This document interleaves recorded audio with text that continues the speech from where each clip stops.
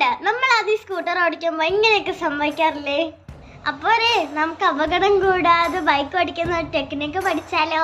അതിനായി നമുക്ക് വേണ്ടത് ഒരു പെൻസിലും ഒരു ഷൂ കെട്ടുന്ന ലേസും മാത്രം മതി.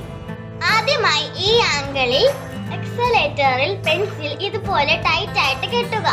നിങ്ങൾക്കറിയാവുന്ന പോലെ നല്ലോണം ടൈറ്റ് ആയിട്ട് തന്നെ കെട്ടണേ.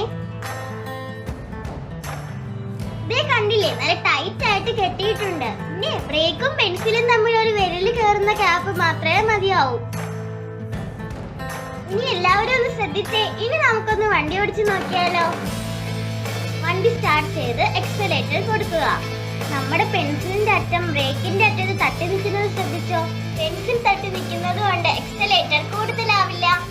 ആദ്യമായി വണ്ടി ഓടിക്കാൻ പഠിക്കുന്നവർ ഈ മെത്തേഡ് ഒന്ന് പരീക്ഷിച്ചു നോക്കുക.